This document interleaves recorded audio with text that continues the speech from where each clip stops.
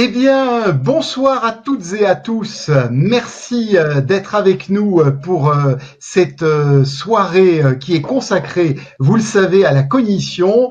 Je salue et Arménio avec moi à mes côtés. Nous saluons bien sûr toutes les personnes qui sont déjà arrivées. Certaines personnes nous connaissent. Je vois qu'on me salue. Je vois Hilda.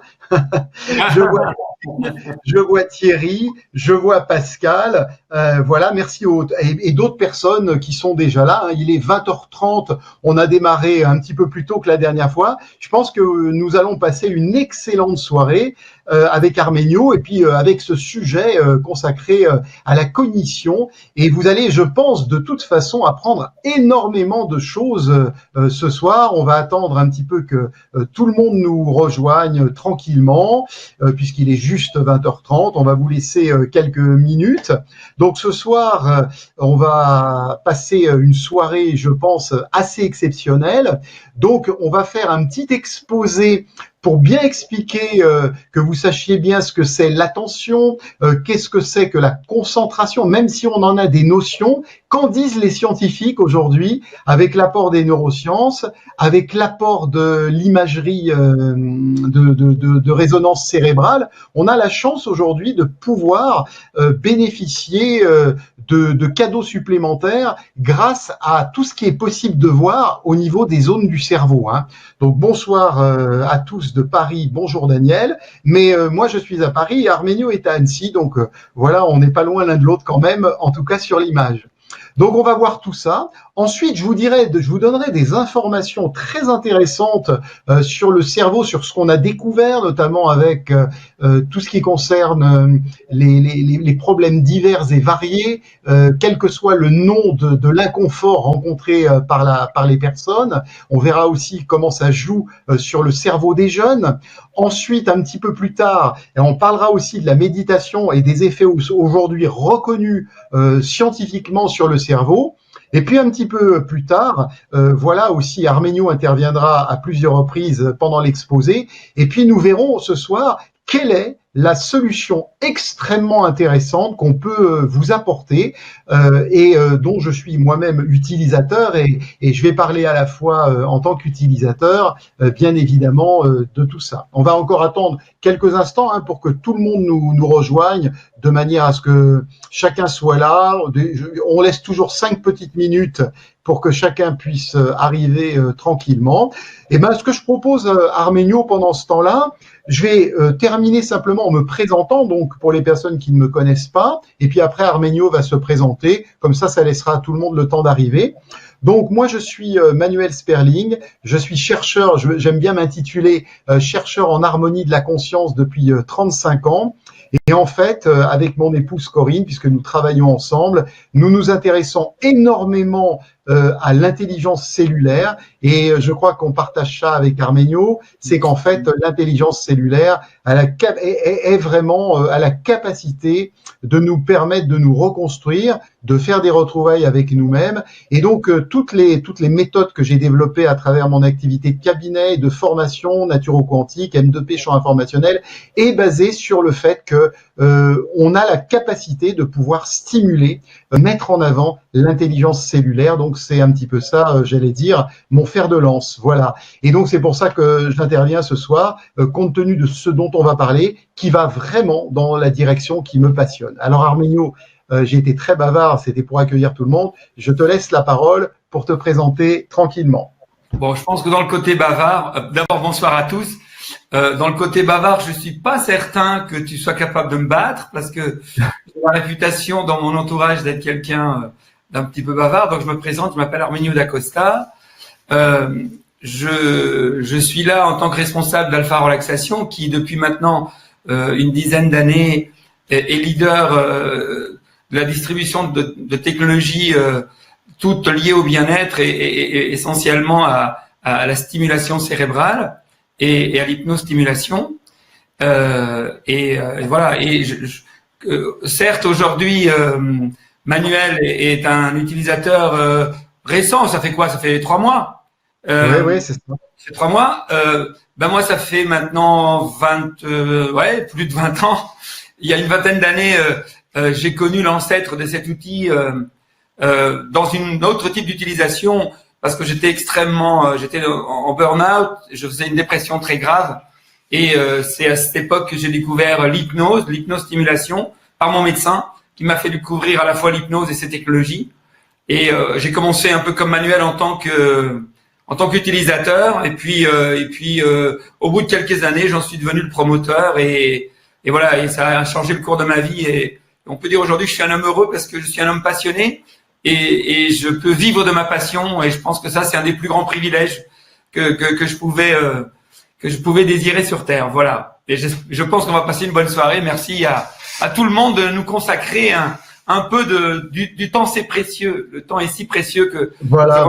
Et c'est vrai que bon, ben, ouais, c'est bien de venir en direct, hein, c'est quand même plus sympathique parce que ça permet vraiment, voilà, de tisser un lien. Et puis il y a quelque chose qui peut passer. Moi, je dis toujours, hein, sur une conférence, bien sûr, on peut regarder la rediffusion, mais sur une conférence, ce qui se passe pour moi, avec les interlocuteurs, avec les personnes qui sont là, vous avez la possibilité vraiment de capter les choses telles qu'on les dit par rapport à notre sincérité aussi, quoi. Hein.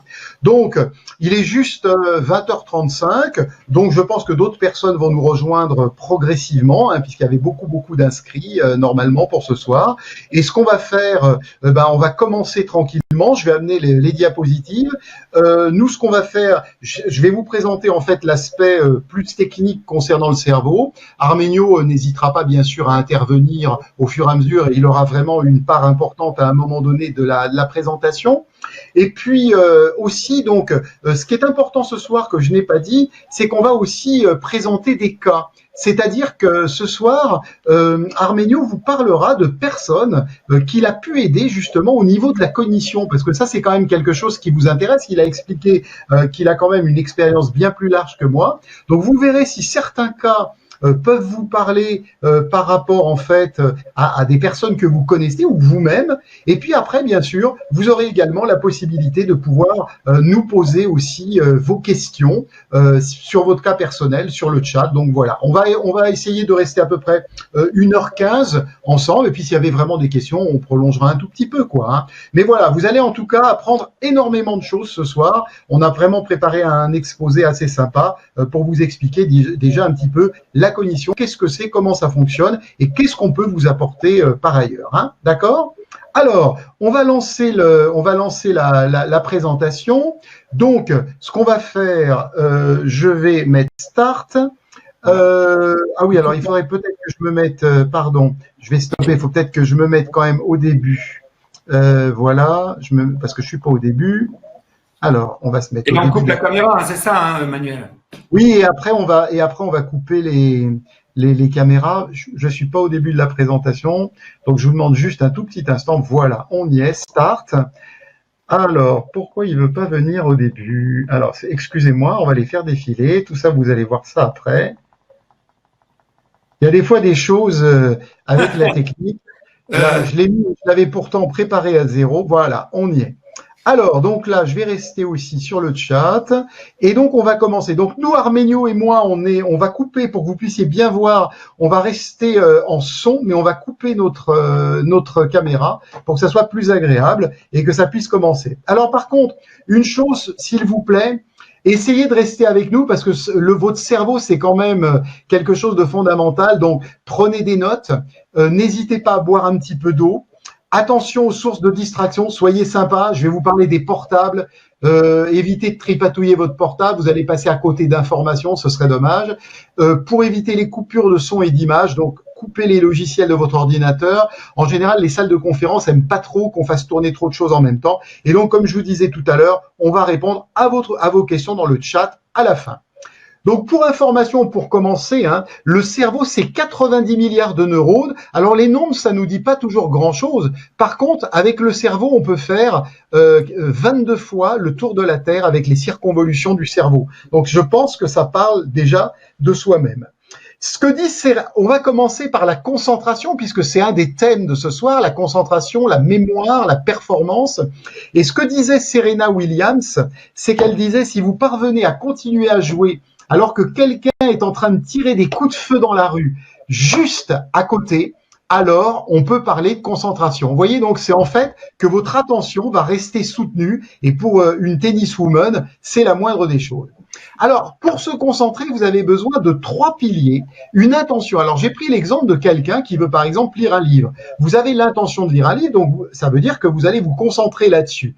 Ensuite, vous allez regarder les lettres sur le papier, et en fait, il va falloir, si vous êtes bien concentré, que en tout cas les capacités cognitives de votre cerveau sont bonnes pour la concentration, le bruit des voisins, l'odeur du café, une image mentale, puisque ça va exacerber nos sens, vous n'allez pas être gêné pour mener l'objectif, c'est à ce que j'ai marqué le programme attentionnel pour pouvoir faire quand même votre activité. Donc toute personne déjà qui entend cette présentation, qui se dit, moi quand je veux lire un livre, quand je regarde les lettres, je commence à avoir j'allais dire le mental qui commence à penser à autre chose. J'entends un bruit, voilà, et je peux pas lire longtemps. Vous savez déjà que vous avez un problème de concentration, et c'est pour ça que j'ai commencé par ça. Donc on va parler de la mémoire après, on va parler également du cortex préfrontal qui est le maître d'œuvre pour tout ça, qui va stocker des informations et va coordonner les zones où sont enregistrées les autres. Et une des questions à vous poser, et je vais développer ça un peu plus tard, c'est est-ce qu'on a tous la même capacité à stabiliser un tel programme attentionnel en mémoire? Bien sûr que non, sinon je ne vous poserai pas la question, et je vais vous montrer comment la société moderne nous empêche, bonsoir Philippe, bonsoir Brigitte qui nous ont rejoints, nous empêche justement de pouvoir nous concentrer au maximum. Alors, voilà un exemple, là, je donne cet exemple-là, le déficit de l'attention. Donc, vous connaissez, inattention, accès d'impulsivité ou hyperactivité, qui peuvent engendrer des problèmes scolaires, mais il n'y a pas que les enfants qui sont touchés.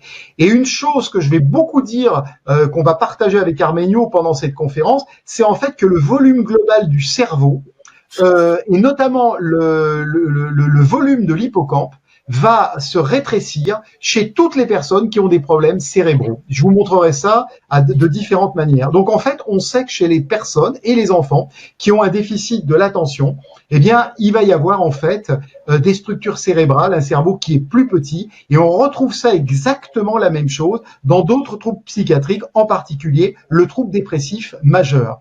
Donc, notez aussi que je parle de l'amygdale. Donc, c'est pas l'amygdale au niveau de toutes les personnes qui sont comme moi nées en 1960, dans les années 60, qui se sont fait opérer des amygdales. C'est vraiment les personnes. On parle vraiment des amygdales du cerveau, dont je vous montrerai une image. Donc, déficit de l'attention, retenez, rétrécissement du cerveau, et notamment aussi, pas seulement le cerveau. Vous allez comprendre un petit peu plus tard. Donc, là, j'ai parlé de l'attention. Je voudrais vous dire un petit mot sur la mémoire, puisque c'est aussi le sujet qu'on va traiter ce soir. Et vous allez voir la solution que nous, on peut vous proposer. Bonsoir Fatima. Donc, en fait, la mémoire, c'est la capacité d'apprendre quelque chose. Donc ça, beaucoup de personnes arrivent à le faire, en tout cas au départ. Et après, la difficulté, c'est de le restituer, de s'en rappeler. Et je vais vous montrer qu'il n'y a pas une seule sorte de mémoire. Vous avez la mémoire à court terme, qui est votre mémoire sensorielle. On se sert des sens. Et cette mémoire permet de garder, par exemple, un numéro de téléphone, le temps de trouver un stylo pour le noter, même si maintenant, ou de le rentrer dans son portable. Mais en tout cas, vous avez d'abord cette mémoire à court terme. Ensuite, arrive la mémoire de travail ou la mémoire tampon. Alors là, le meilleur exemple que je peux donner, c'est par exemple un traducteur qui instantanément va traduire, il retient ce qu'il vient d'entendre. Donc, en fait, une mémoire tampon, c'est un peu comme la mémoire vive d'un ordinateur. Il entend pour le traduire dans sa tête en même temps qu'il parle. Donc, il arrive à faire ce qu'on appelle une traduction simultanée. Et ça, c'est grâce à la mémoire tampon. D'accord ? Donc ça, c'est vraiment très, très intéressant. Ensuite, vous avez la mémoire à long terme qui stocke les données de façon durable, les événements marquants, etc., les noms, les lieux. Et en fait, notre cerveau, il fonctionne par la répétition. Et c'est aussi dans le positif, on va parler tout à l'heure de méditation, on va parler également de notre moyen très intéressant. En fait, pour que le cerveau puisse activer des nouvelles connexions neuronales, il va falloir également de la répétition pour avoir ces fameuses traces mnésiques.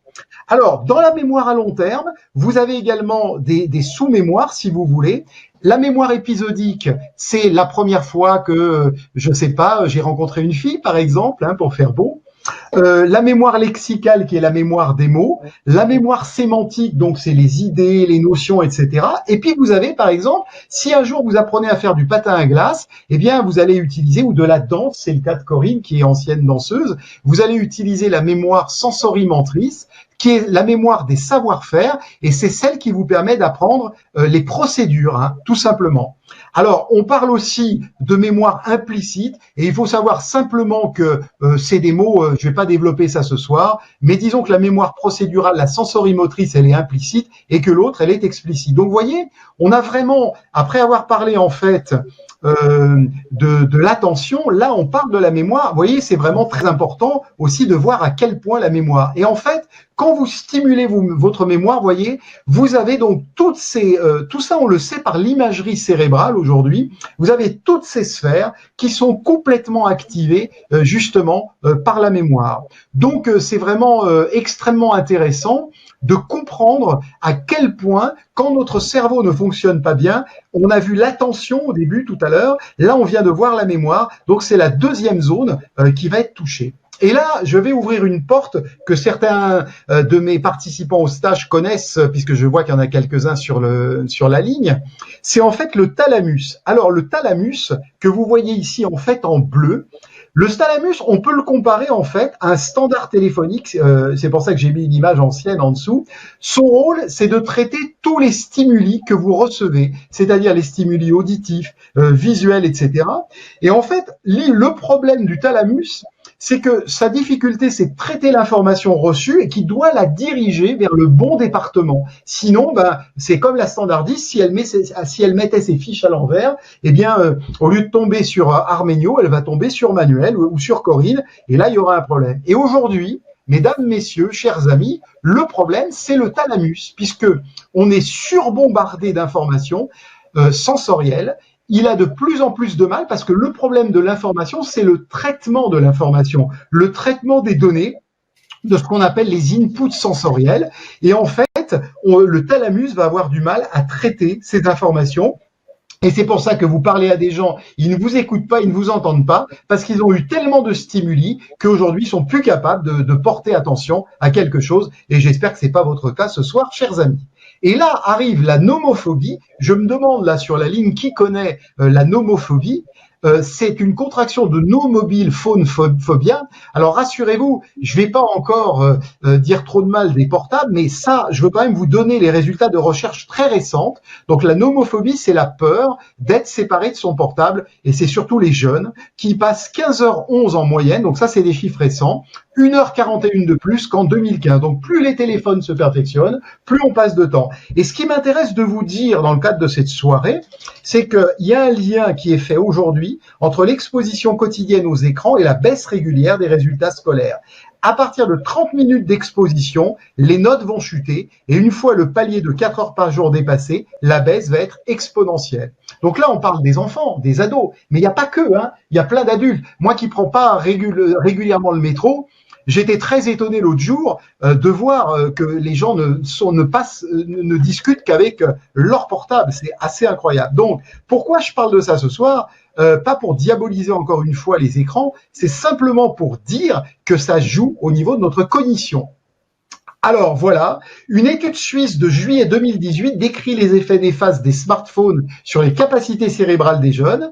Leurs ondes électromagnétiques entraîneraient une baisse significative des performances de la mémoire située dans l'hémisphère droit du cerveau. Et vous savez qu'actuellement, il y a des scientifiques qui travaillent pour montrer qu'on devient de moins en moins intelligent. C'est pas moi qui le dis. Alors, en plus, endormissement tardif, trouble du sommeil, je parle de ça parce que notre solution permet aussi de travailler là-dessus, on va en parler après, anxiété et donc difficulté de concentration et d'apprentissage.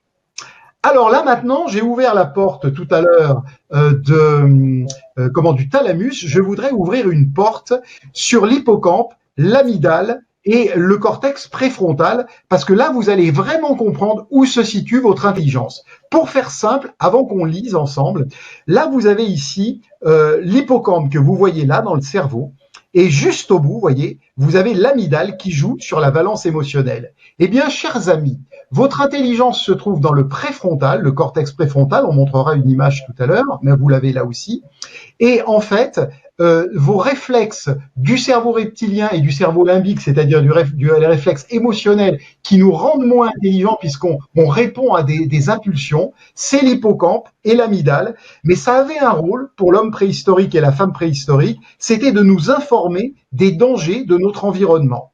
Et en fait, il y a un lien très important entre l'amygdale et l'hippocampe. Et vous voyez que le thalamus ramène les informations pour qu'elles soient analysées par le système amygdale-hippocampe.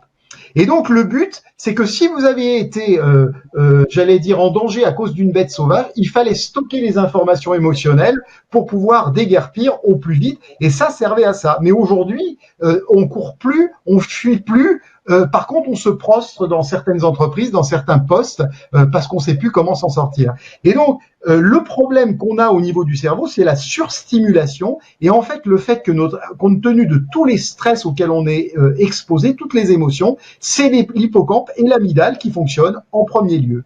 Donc, l'hippocampe, il est là aussi, il a des liens avec l'amygdale. Et justement, le stress et l'addiction font rétrécir l'hippocampe. C'est également le cas de la maladie d'Alzheimer qui est caractérisée par des dysfonctionnements du lobe cérébral temporal, donc au niveau de l'audition, mais également au rétrécissement de l'hippocampe. Et je vous raconterai dans un instant ce qui m'est arrivé lorsque j'étais jeune, pour que vous puissiez vraiment comprendre comment le stress, c'est pas que la maladie d'Alzheimer, je veux que vous entendiez ça, qui va rétrécir l'hippocampe. Donc, toute forme de stress, quelle qu'elle soit, à court terme, à long terme, va rétrécir le cerveau, va rétrécir l'hippocampe. Et ça va jouer, mesdames, messieurs, puisqu'on est sur la cognition, sur le stockage et le rôle de l'hippocampe, de la mémoire à court terme vers le long terme. Et c'est là le gros problème. Donc, votre cortex préfrontal ne va pas être actif, donc votre intelligence ne va pas être active puisque votre amygdale est hyperactive. Et donc, vous pouvez pas prendre des bonnes décisions, vous pouvez pas faire face à vos émotions, vous n'avez plus de valence émotionnelle. Et là, j'ai donné mon exemple lorsque j'ai eu énormément de difficultés à passer mon bac quand j'avais 18 ans parce que j'avais énormément de stress pour des raisons que je vais pas développer ici ce soir, ça n'a pas d'intérêt, mais je ne savais pas ce que je sais aujourd'hui et je ne pouvais plus apprendre, c'est-à-dire mes capacités d'apprentissage étaient bloquées, alors qu'auparavant, je retenais bien. Et ce que je peux vous dire, c'est que par exemple, j'ai une capacité aujourd'hui, les gens qui font mes formations, dont certains sont en ligne, me connaissent, à avoir une rétention de l'information, à rebondir, alors que j'ai bientôt 60 ans, simplement parce que voilà, je travaille sur mon cerveau en permanence, et là, avec l'outil qu'on a maintenant, c'est encore plus extraordinaire. Une chose aussi intéressante, c'est la neuroplasticité. Aujourd'hui, on sait que c'est pas le nombre de neurones parce qu'on perd des neurones, mais déjà, c'est en fait les connexions entre nos neurones, ce qu'on appelle la plasticité cérébrale. Et soit dit en passant, mes chers amis, il faut savoir qu'il y a une science qui utilise la neurogénèse, c'est-à-dire la capacité aussi à pouvoir récupérer notamment des neurones.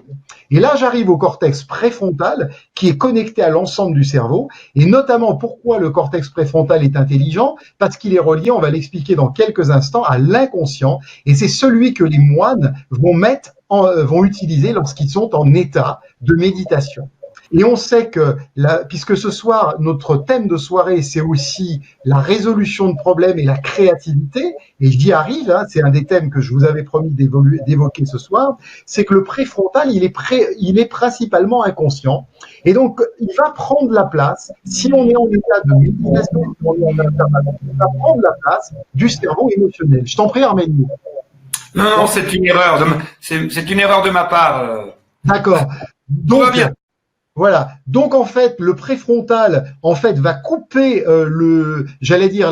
la chic au cerveau émotionnel parce que quand le cerveau émotionnel ou le cerveau reptilien ne peuvent pas trouver de solution, ils se court-circuitent et à ce moment-là, le préfrontal est inconscient. Et il y a un chercheur qui s'appelle Jacques Fradin qui explique en fait que ça permet de se mettre en utilisant le préfrontal dans un état d'esprit particulier où on est souple, nuancé, relatif, on a une opinion personnelle et notre vieux cerveau ne fait pas cela puisqu'il fonctionne avec des programmes. Et en fait, le préfrontal, qui est particulièrement et principalement inconscient, permet de stimuler, mesdames, messieurs, ça va vous intéresser, ce qu'on appelle la prise de recul pour accéder à ces capacités. Et cette prise de recul demande de s'éloigner du problème, de le relativiser, ce que ne peuvent pas faire les autres couches du cerveau. Alors, j'arrive à la méditation. Aujourd'hui, on sait que la méditation peut rajeunir le cerveau, qu'elle peut créer de nouveaux neurones, ce qu'on appelle la neurogénèse, et ça, c'est quelque chose d'important. Donc, quand les gens font de la méditation, ils vont accroître la matière grise dans leur cortex auditif et sensoriel, dans différentes régions du cerveau. Dans le cortex frontal, augmentation de la matière grise, mais surtout, ça va vous intéresser, les méditants âgés de 50 ans présentent la même quantité de matière grise que ceux qui ont la moitié de leur âge grâce à la méditation, donc qui nous fait rajeunir.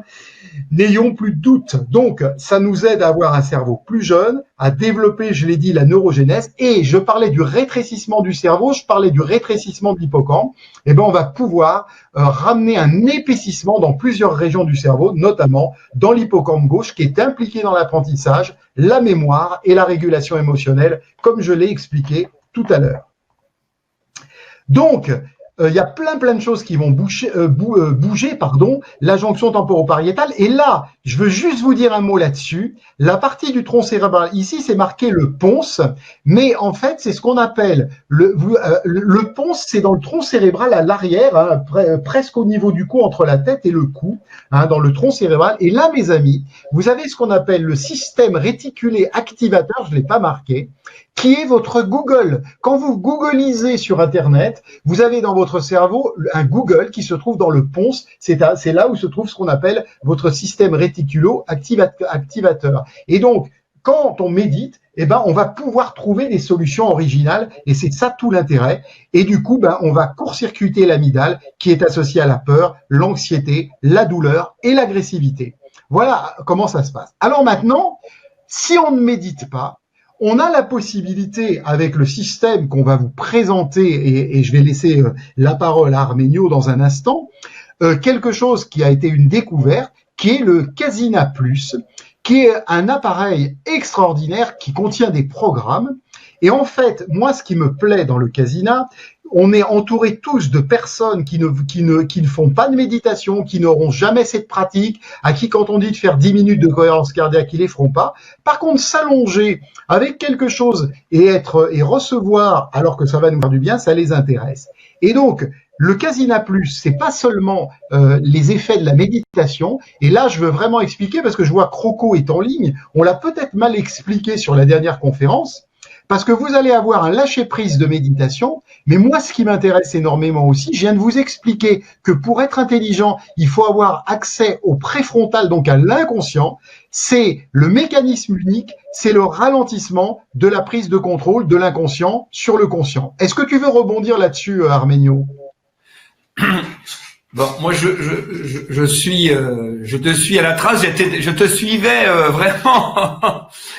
Et évidemment, mon dada, c'est d'agir justement sur la part inconsciente, celle où justement on stocke pas mal de choses et qui font que justement ça nous empêche de méditer. Même quand on le souhaite, et je parle même en dehors du fait d'avoir un Casina Plus ou pas, ce qui empêche beaucoup de personnes de méditer aujourd'hui, c'est que il y a des choses qui sont prioritaires pour le cerveau. Aujourd'hui, là, ce soir, tu as fait une présentation extrêmement détaillée du fonctionnement des choses. Moi, je vous propose d'avoir une vision un tout petit, justement plus, on va dire, imagée ou symbolique des choses. Je préfère le terme symbolique. C'est-à-dire que, en gros, ce qui se passe, c'est que quand tout à l'heure, toi, tu expliquais très justement à quel point, par exemple, le stress va agir sur certaines zones du cerveau pour finalement le rétrécir ou le rendre absolument moins performant. Eh bien, c'est tout simplement parce que le stress engendre certains surstress ou certaines surcharges émotionnelles vont engendrer à l'intérieur du cerveau des, comment dirais-je, des saturations, comme des espèces de, ça va l'occuper en quelque sorte. C'est-à-dire quand chaque fois qu'on prend sur soi, ou chaque fois que quelque chose nous empêche d'agir exactement comme on voudrait agir, eh bien, ce qui va se passer, c'est que cette énergie que nous allons recevoir et que nous ne pouvons pas transformer en action, cette énergie va se stocker en nous. Une part va se stocker sous forme de tension dans le corps et une autre part va se mettre dans le cerveau. Et un des gros objectifs de notre sommeil, et pourquoi tout à l'heure tu as évoqué l'importance capitale du sommeil, c'est parce que c'est le sommeil qui va nous nettoyer toutes ces pollutions de stress de la journée. Mais le paradoxe, c'est que arrivé à un certain seuil de charge de stress, le sommeil ne va plus réparer suffisamment, soit parce qu'on ne dort pas assez, soit parce que le sommeil n'est pas de bonne qualité. Et ce qui va faire que le lendemain, quand on va repartir au travail, eh bien, on garde encore en soi ces surcharges. Et dans la journée, on va encore en attraper, etc., etc. Alors après, la personne qui entend ça, elle se dit, ah ben oui, mais Manuel m'a expliqué, maintenant il faut que je médite. Très bien. La personne va va suivre des enseignements, va se mettre en état méditatif. Et à ce moment-là, qu'est-ce qui va se passer?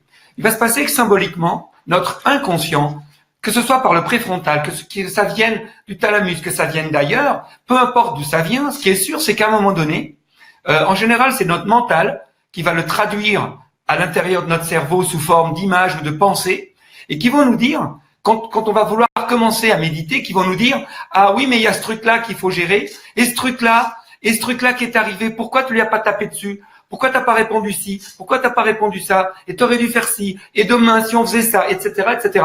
Et à ce moment-là, c'est une tentative d'une part de nous de résoudre tous nos soucis. Et à ce moment-là, ça va être très très compliqué de commencer à méditer.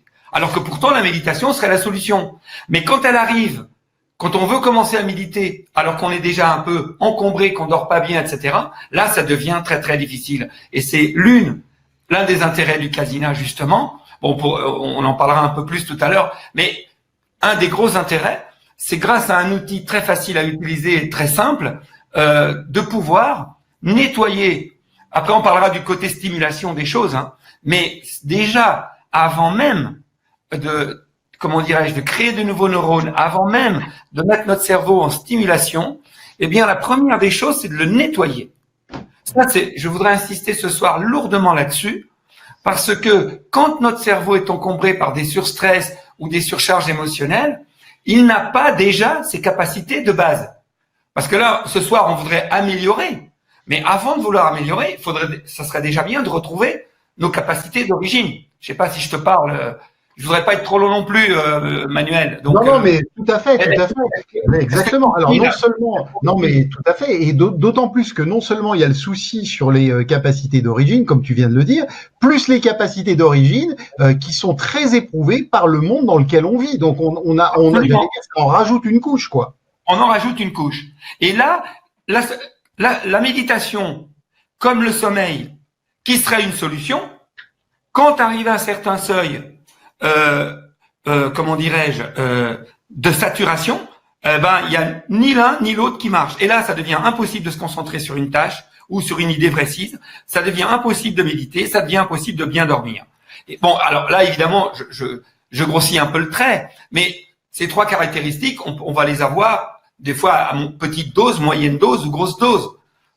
Mais en général, quelqu'un qui est surstressé, surchargé émotionnellement, ne pourra pas facilement apprendre à méditer. Et c'est pas par hasard, vous le savez tous, les grands méditants, quand est-ce qu'ils ont appris? Pour apprendre, en général, se sont isolés des semaines, voire des mois, certains des années, se sont isolés du monde, se sont coupés du monde, justement pour ne pas avoir de stress, pour ne pas avoir de stimulation extérieure nocive, que ce soit des portables, etc., etc., pour pouvoir apprendre à être toujours à leur équilibre et apprendre à pouvoir méditer. Et une fois que tu as appris à méditer, alors effectivement, là, la méditation, je pense que tu en as suffisamment parlé, mais moi, ce soir, ce que j'aimerais bien transmettre à nos auditeurs, c'est que avant même de vouloir augmenter vos capacités, essayez déjà de retrouver un équilibre de base qui fasse qu'ensuite, on va pouvoir passer à la vitesse supérieure. J'ai déjà donné cet exemple, je crois, lors de l'autre conférence,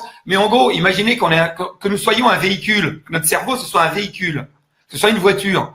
Eh bien, avant de vouloir booster ses performances, il faudrait déjà faire le contrôle technique, vérifier que l'huile qu'on n'est pas en fin de cycle de vidange, que les plaquettes sont bonnes, etc., etc. C'est la même chose. Et une fois que la voiture sera révisée, que tout sera nickel, que l'huile sera en place, les plaquettes, les bons pneus, etc., là, on va pouvoir appuyer sur le champignon. Et voire même, avec un bon garagiste ou avec le bon outil de réglage du moteur, eh bien, on peut pousser le moteur dans des régimes qu'il n'avait pas l'habitude d'aller. Mais si la vidange n'a pas été faite et s'il est en bout de course, eh ben, tout bon moteur qu'il soit, il ne résistera pas et il ne fonctionnera pas bien. Au contraire, il s'encrassera de plus en plus et à un moment donné, il aura de moins en moins de performance. Voilà. En gros, au niveau de notre cerveau, ça marche comme ça. Et puis après, ben, évidemment, moi, je propose qu'à un moment donné, on développe cela. Et dans un deuxième temps,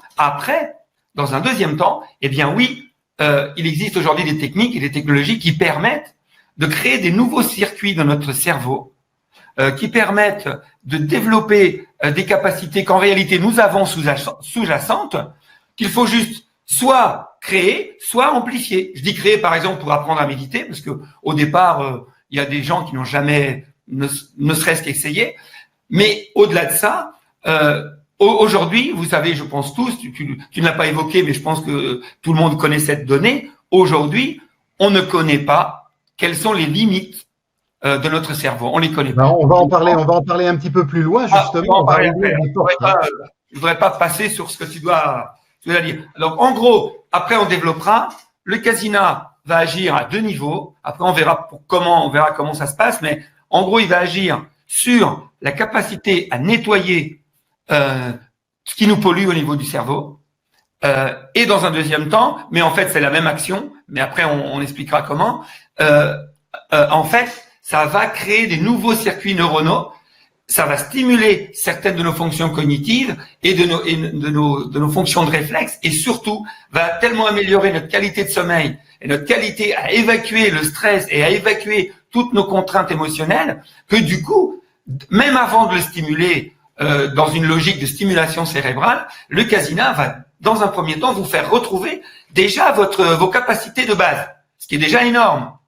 Hein, parce que oui, absolument. On fonctionne tous. Voilà, ce que je disais tout à l'heure. Moi, j'avais jamais pensé aussi retrouver. Alors, c'était avant le Casina, bien sûr. Je vais expliquer aussi après pourquoi moi j'étais intéressé par le Casina, justement pour développer tout ce qui concerne la mémoire. Mais c'est un basique. Et aujourd'hui, donc, entre le fait qu'on ait perdu une partie de nos capacités et les excès auxquels notre cerveau est soumis parce que le cerveau de l'homme préhistorique n'avait jamais ça à subir, tout ça vient se surajouter et on a une surexposition qui est de plus en plus difficile, et on le voit avec nos jeunes, par exemple. Absolument. D'où aujourd'hui, nous devons nous suradapter, et donc, étant donné que la quantité de stimulus, la quantité de stress ne serait-ce que, je pense que tu l'as plus ou moins évoqué tout à l'heure, mais quand on pense à la quantité d'informations sur la planète qu'on reçoit en permanence, avant, nos ancêtres, ils étaient dans leur village, ils entendaient parler des choses, mais par oui dire, aujourd'hui, nous sommes connectés quasiment à la planète entière, et si jamais il y a quelqu'un qui meurt à l'autre bout de la planète, en gros, quasiment tout le monde est au courant, ce qui donne une quantité de stress à gérer qui est absolument phénoménale. Nous n'avons pas été conçus pour ça au départ. Et c'est pour ça qu'on est obligé un peu de se suradapter et de développer nos capacités à méditer, nos capacités à lâcher prise et nos capacités à bien dormir. Hein, voilà.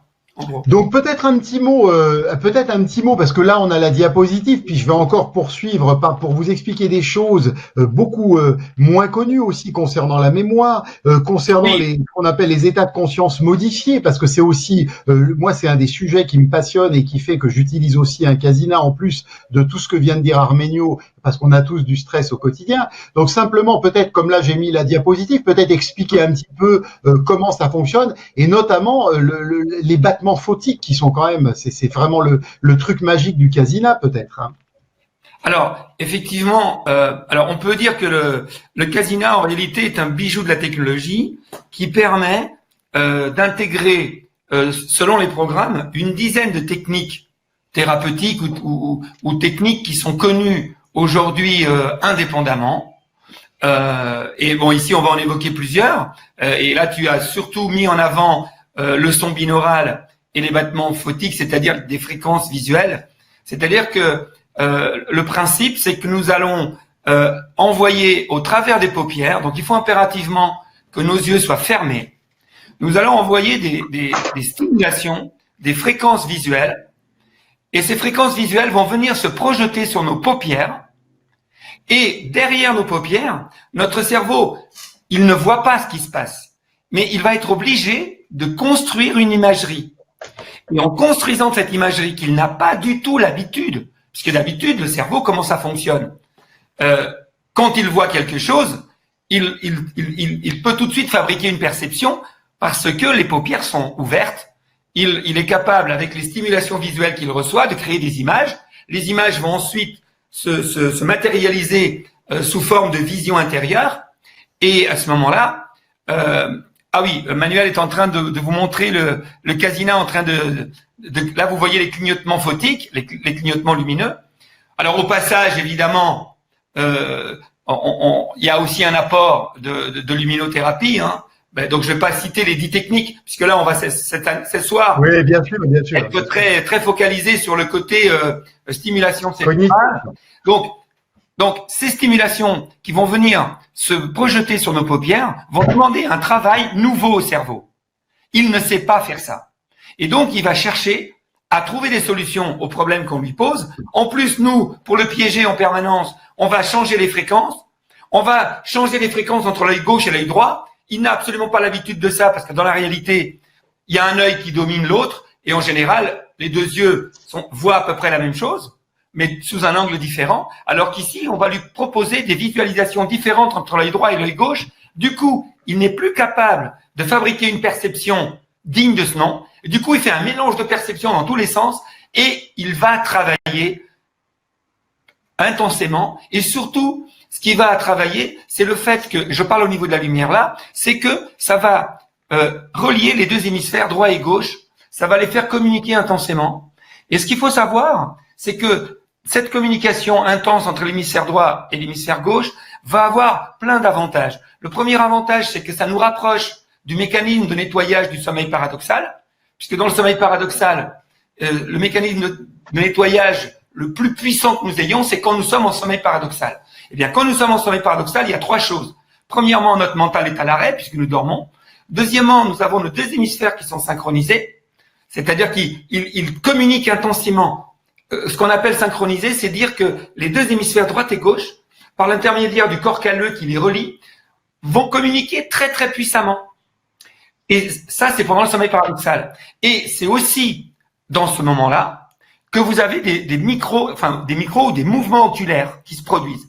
Eh bien, le Casina, grâce à la lumière et grâce au son, après j'expliquerai sur le son, va reproduire ce même mécanisme qui se passe pendant le sommeil paradoxal. Donc, c'est un mécanisme de nettoyage. Mais tout en étant un mécanisme de nettoyage, c'est ça qui est génialissime, c'est que c'est un mécanisme aussi de stimulation. Et le paradoxe, c'est qu'à un moment donné, à force de stimuler ces 2 hémisphères, eh bien, on va chanter, on va mettre le mental totalement au repos. Donc, c'est ça le paradoxe. C'est là qu'on va stimuler le cerveau, créer des nouvelles, lui poser des nouveaux problèmes qui l'obligent à créer des nouveaux circuits, qui l'oblige à se synchroniser entre la droite et la gauche, à créer des micro-mouvements oculaires, et à un moment donné, ça bloque en plus le mental. Donc, je ne sais pas si vous voyez l'avantage. Donc, si le mental est bloqué, vous pouvez plus avoir de pensées parasites qui viennent vous polluer en permanence. On est dans une situation où on se nettoie de nos surcharges émotionnelles, et donc on renforce nos capacités à dormir. Et ce qui est génial, c'est que plus vous allez faire cet exercice, plus cet exercice se fera facilement. Et il se fera tellement facilement qu'au bout d'un certain temps, quand vous êtes un tout petit peu entraîné, eh bien, lorsque vous voudrez méditer, eh bien, très facilement, vos 2 hémisphères vont communiquer tranquillement. Le mental va se mettre tranquillement dans une position, même s'il est quand même présent, mais une présence douce, une présence qui va devenir de plus en plus flottante, jusqu'à arriver à la possibilité de méditer très facilement. Mais pour cela, je rappelle que pour bien pouvoir méditer en dehors des enseignements, en dehors de connaître le mécanisme et en dehors de bien savoir ce qu'il faut faire pendant la méditation, la première priorité, je vous rappelle, c'est que vous ne soyez pas encombré de surcharge émotionnelle. Parce que si vous êtes encombré de surcharge émotionnelle, vous ne pourrez pas méditer et d'ailleurs, vous ne pourrez même pas vous concentrer si vous êtes à l'état de veille. Donc voilà, le Casina fait plein d'autres choses, mais à la base, voilà. C'est ça l'essentiel. Alors, il y a aussi le son binaural, tu l'as évoqué. Oui. En dit 2 mots.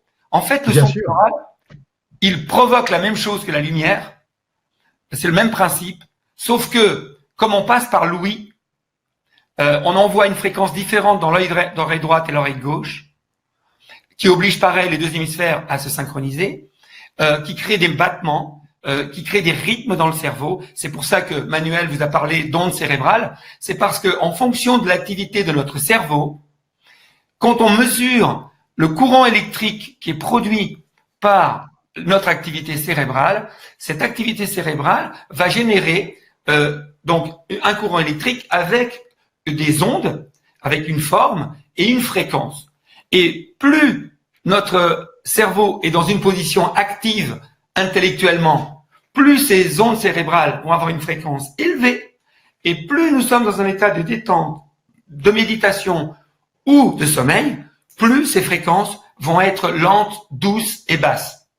Voilà. Et donc, ce qui va se passer avec le casineur, c'est qu'il va pouvoir, en agissant en produisant des fréquences, à un moment donné, va aider le cerveau à se mettre lui-même dans la fréquence que l'on souhaite. Et donc, selon le programme, soit on va demander au cerveau d'aller plus vers une fréquence haute, et donc on va accélérer son activité, donc on va le stimuler, ou alors, au contraire, on va l'emmener vers des fréquences lentes, et là, on va aller plus vers la méditation, vers la relaxation, voire vers le sommeil.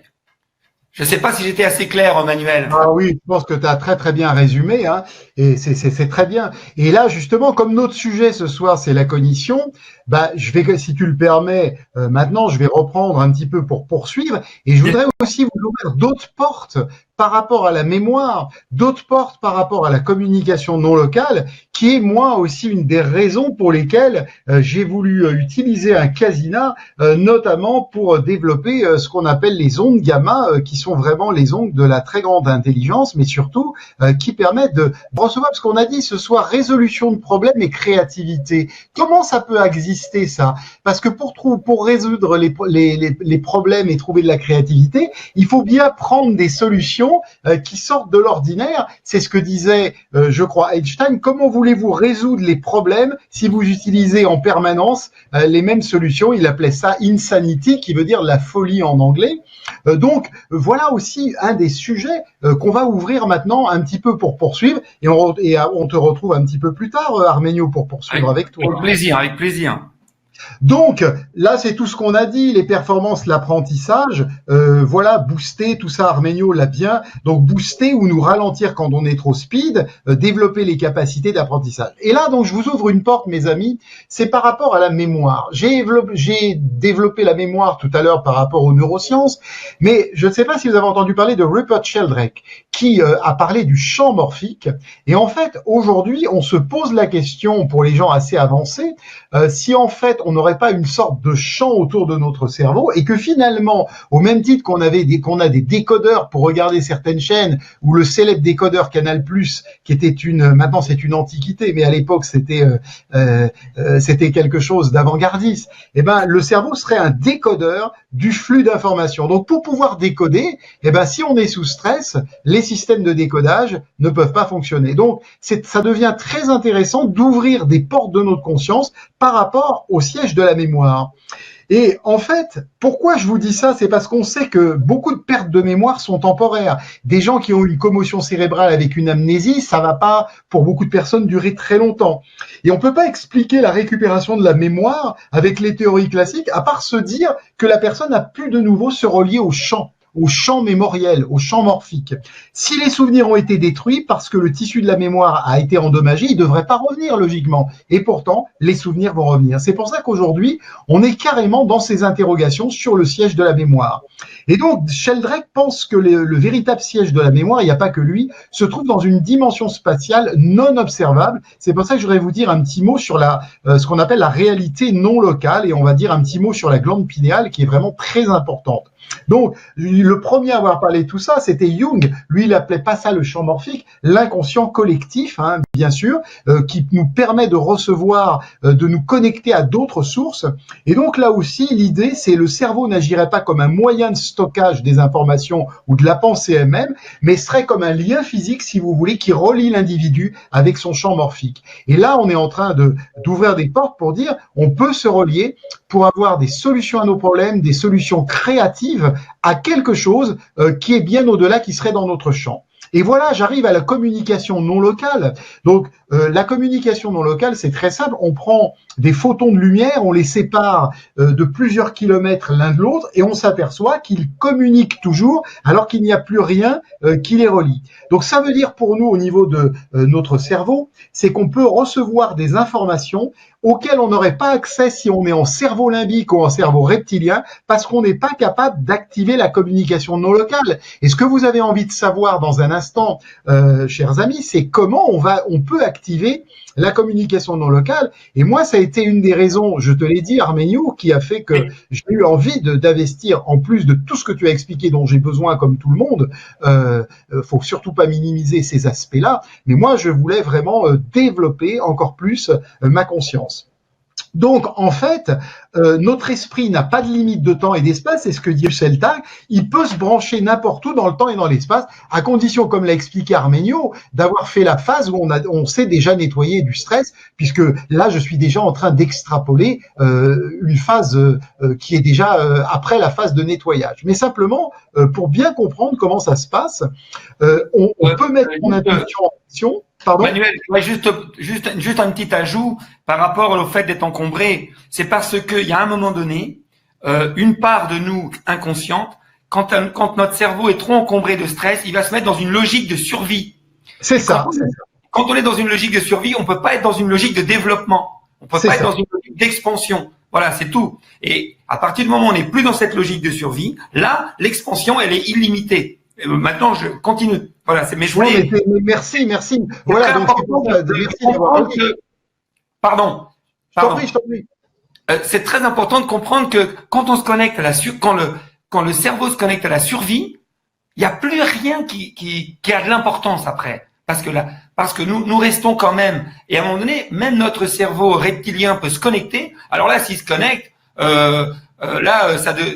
tout devient prioritaire, et c'est pour ça que là, on ne sera plus du tout dans une possibilité d'évolution. Voilà. Mais je te rejoins à 100%, puisque aujourd'hui, au niveau des neurosciences, il est montré, et ça, c'est important qu'on le redise, et ça, beaucoup de gens qui font de la recherche personnelle n'y pensent pas, c'est qu'aujourd'hui, on sait, en neurosciences, que le cerveau reptilien est prioritaire parce qu'il est plus ancien, ensuite arrive le cerveau limbique, et le néocortex ne peut pas se mettre en route, donc l'accès à la communication non locale, l'accès à l'intuition, tout ce que je suis en train d'expliquer, tant que les deux autres ne sont pas rassasiés et calmés. Donc en fait, beaucoup de personnes se trompent, pensent qu'aujourd'hui l'être humain évolué, il est en néocortex, mais pas du tout. Les autres cerveaux sont toujours prioritaires, et tant qu'on n'a pas réussi à éteindre le feu, on peut pas accéder aux portes dont je suis en train de parler. Et je te rejoins à 100%. Hein.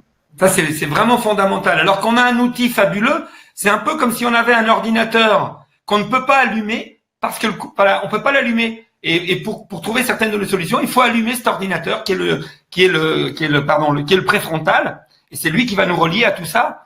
Et c'est vraiment dommage. C'est vraiment dommage. Voilà, et nous relier donc, comme tu le disais, aussi à l'inconscient, hein, où se trouvent des tas de réserves insoupçonnées et des portes qui sont fermées. Mais voilà, donc il y a bien des paliers, et je sais qu'Arménio a repris la parole avec justesse pour rappeler que tout ce que je suis en train d'expliquer là, mais comme notre sujet c'est la cognition, c'est la mémoire et tout ça, c'est pour ça qu'on a parlé aussi des champs morphiques, pour bien comprendre qu'on peut pas accéder à tout ce que je suis en train d'évoquer là si on n'a pas réglé préalablement. Et quel que soit notre niveau d'évolution, et je me mets dedans, et je suis certainement pas le seul, c'est que tous les jours, on est soumis à rien qu'en étant des indépendants, à des stress divers et variés, et ces accès-là, on les a pas si on fait pas le nettoyage, comme tu le dis, Arménio, des poubelles, et je sais que c'est ton expression. Hein. Voilà, j'ai fait la formation, moi, avec Arménio. Hein. Alors, maintenant, la glande pinéale, c'est vraiment une des raisons pour lesquelles, voilà, je suis passionné par la glande pinéale. La glande pinéale, c'est vraiment une clé humaine. C'est ce qui fait qu'on est humain. C'est la clé de notre conscience. Et cette glande pinéale, elle est l'interface entre la partie lumière et la partie matière. Et c'est pour ça que il y a la mélatonine la nuit, qui est fabriquée à partir de la sérotonine le jour. Donc, la sérotonine le jour, la mélatonine la nuit. Si on fabrique pas assez de mélatonine, on peut pas avoir un sommeil sommeil réparateur, mais ça veut dire aussi l'ombre et la lumière. Donc pour que cette glande pinéale fonctionne bien, effectivement, et qu'on puisse faire des rêves lucides, c'est-à-dire des rêves éveillés, accéder à des dimensions supérieures, voilà, moi je pense que c'est aussi une des capacités, une fois qu'on a nettoyé les poubelles, que peut amener pour certaines personnes le casina. En tout cas, moi c'est vraiment quelque chose qui me passionne et que je vais vraiment, puisque tu sais que moi j'utilise, je te l'ai dit Arménio, ce casina tous les jours. Des fois, je fais des petites choses parce que j'ai moins de temps, mais je préfère faire plusieurs petites choses dans la journée, même de 10 minutes, un quart d'heure, parce que je pense que c'est ce que j'ai expliqué tout à l'heure. Plus vous allez l'utiliser, le cerveau fonctionne comme ça. On a parlé du mnésique tout à l'heure, par la répétition. Et donc, l'intérêt pour être des humains et pour faire évoluer la planète, c'est justement d'activer notre glande pinéale qui est souvent soit atrophiée, soit cristallisée, voilà, à cause de plein de choses dont le fluor, c'est pas l'objet ce soir, mais surtout ça permet que le cerveau ait une énergie plus grande et qu'on puisse accéder à cette fameuse réalité non locale qu'on appelle le champ unifié, pour trouver, ce soir, la thématique, c'était la créativité, la résolution de problèmes. Et je voudrais ouvrir une porte, c'est que pour résoudre les problèmes de l'humanité, c'est aussi ça, là on parle plus en individu, plus il y aura de personnes qui seront connectées à ce champ unifié, qui auront travaillé sur eux avec les basiques et qui iront plus loin pour ouvrir la glande pinéale, plus on aura aussi ces accès. Et donc l'intérêt, c'est que quand la glande pinéale est activée, là, ça fait aussi comme un reset pour le cerveau, ce qu'on appelle une mise à jour biologique, carrément. Et en fait, c'est comme si la personne renaissait à eux-mêmes. Parce qu'il faut bien comprendre qu'il y a très très peu de personnes qui vivront ce qu'a vécu, comment s'appelle-t-il, le pouvoir du moment présent, Eckhart Tolle, voilà. On sera pas, lui, ça a été vraiment soudain. Mais par contre, on peut travailler pour éveiller sa conscience. Donc, je pouvais pas ce soir ne pas vous parler de ça aussi, parce que c'est vraiment une des composantes. Donc, pour revenir au casina, la performance, l'apprentissage, la concentration, la créativité, la résolution de problèmes, et bien plus de choses encore. Et là, Arménio a commencé à en parler. Donc, tout ça, le sommeil, il l'a dit. Si vous récupérez mieux, alors ça, je vous le dis parce que le problème, c'est que moins on dort avec un sommeil, on parle pas du nombre d'heures, mais réparateur, moins les réparations du corps peuvent se faire avec ce qu'on appelle l'hormone de croissance ou somatotropine, moins les inconforts vont également se réparer. Se sentir réénergisé, stimuler sa créativité, se relaxer, améliorer son intelligence, bref, c'est tout ce qu'on a expliqué. Et aujourd'hui, vous savez qu'il y a une discipline, je l'avais évoquée sur la dernière conférence, la psychoneuroimmunologie, qui se consacre à l'étude des facteurs émotionnels et psychiques qui sont responsables des pathologies. Donc, c'est vraiment très intéressant. Donc, c'est pour ça, moi, je pense que cet outil s'adresse vraiment à tout le monde, que les personnes démarrent à zéro, ou bien que ce soit déjà des gens évolués. Et pour moi, c'est aussi pour ça que je déploie de l'énergie aux côtés d'Arménio pour développer cet outil, parce qu'il y a tellement de personnes qui ne savent pas que ça existe et qui ont besoin de ça, et ça leur est accessible. Absolument. Absolument. Voilà. Donc, est-ce que tu veux rebondir sur cette diapositive? Juste rajouter quelque chose, toujours dans un côté imaginer les choses, parce que toi, tu es tellement méthodique et méthodologique, je t'envie un peu, Manuel, bravo à toi. Moi, je suis plus dans le côté symbolique des choses. On est complémentaires, Arménio, on est complémentaires. On est totalement complémentaires. L'idée, tu l'as très bien expliqué. Alors, soyons concrets, pour la résolution de problèmes, c'est surtout le préfrontal. En réalité, c'est notre ordinateur central, totalement inconscient. Et tant que nous sommes concentrés sur un problème avec notre mental, notre préfrontal ne peut pas se connecter. Donc, il va falloir à un moment donné poser son problème, se poser le problème, faire une demande entre guillemets au préfrontal et ensuite laisser les choses se faire, ne plus s'en préoccuper. Et le préfrontal va faire le job. C'est comme ça. Le problème, c'est que nous avons tendance, tant que nous n'avons pas trouvé une solution, à essayer de continuer à y penser en se disant, je vais trouver la solution. En réalité, notre mental doit servir d'abord à bien poser le problème et pas à le résoudre. Parce que le mental, entre guillemets, n'a pas la capacité de trouver les solutions les plus puissantes, les plus évoluées. Déjà, quand il s'agit de faire des calculs, parce que le préfrontal a une puissance de calcul qui est absolument phénoménale. Premièrement. Deuxièmement, tu l'as évoqué, le préfrontal est capable de se connecter à l'Internet, entre guillemets. Donc, si vous voulez, prenons l'exemple, soyons symboliques, si on faisait tout ça, si notre préfrontal était un ordinateur. Bon, eh bien, notre mental, son boulot, c'est de taper sur le clavier le problème.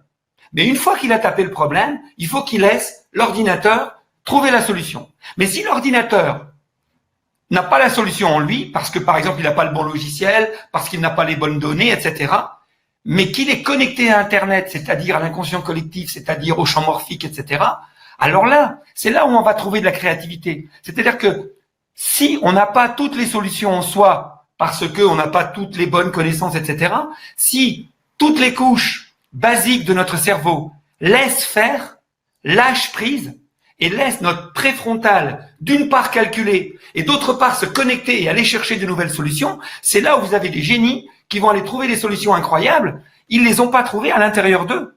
Aujourd'hui, en gros, la neuroscience et même plein de il y a Charbonnier qui parle de conscience non locale, etc. Bon, on va pas développer ça totalement ce soir, mais une chose est sûre, c'est que quand on laisse notre préfrontal agir, d'abord, ça consomme beaucoup moins d'énergie psychique que le mental, que la réflexion, en quelque sorte.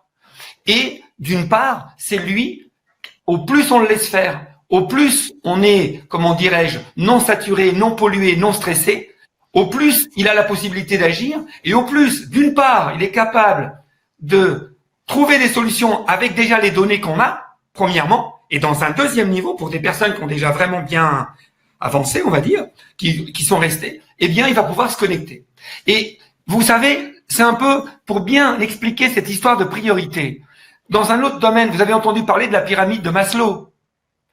Regardez, c'est symbolique. Quelqu'un, par exemple, qui meurt de faim, il peut pas commencer à réfléchir à la philosophie, etc. Il faut d'abord qu'il trouve à manger. Ben, ceux qui connaissent la pyramide de Maslow, ceux qui connaissent les niveaux logiques au niveau de la PNL, c'est pareil. On dit toujours, un problème se résout toujours au niveau supérieur par rapport au niveau auquel il se pose. C'est toujours cette même fonctionnement, c'est-à-dire qu'il faut que certaines couches soient satisfaites pour pouvoir activer les couches supérieures. Eh bien, dans notre cerveau, c'est exactement la même chose. Voilà. Je ne voudrais pas être trop long non plus. Non, alors justement, non, mais c'est très bien. Alors maintenant, moi, ce que je voudrais qu'on partage ensemble quelques minutes, ce que je vous propose là pour le moment, je vais stopper la présentation. On va remettre nos caméras, Arménio, pour qu'on te voit. Moi, ce que je voudrais te faire comme proposition, c'est que justement, puisque notre sujet ce soir, c'était la cognition, on n'a pas fini. Je t'avais demandé, parce que je pense que pour toutes les personnes qui sont en ligne, ça pourrait être vraiment très sympathique. C'est toi, tu as l'expérience du Casina que je n'ai pas. Est-ce que tu as des cas de personnes qui ont vraiment eu des améliorations sur ces sujets de concentration, de mémoire, de cognition, de concentration que tu voudrais partager avec nous peut-être? Alors, écoutez, commençons déjà par des cas où tout va bien.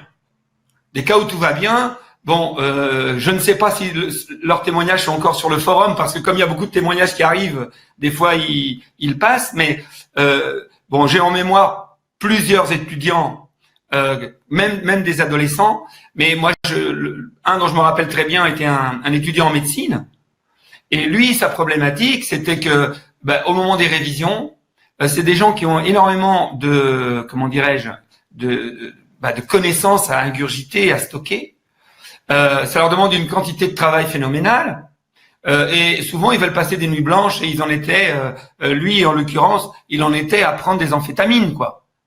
Donc comme ça, il pouvait faire des nuits blanches, il se disait, comme ça j'apprendrai plus. En réalité, ça marche pas comme ça, parce que au bout d'un moment, il lisait bien son texte, il lisait bien ses cours, mais au bout d'un moment, il se rendait bien compte qu'il ne stockait plus. Il ne stockait plus parce qu'il était tellement fatigué qu'on redescendait dans les niveaux.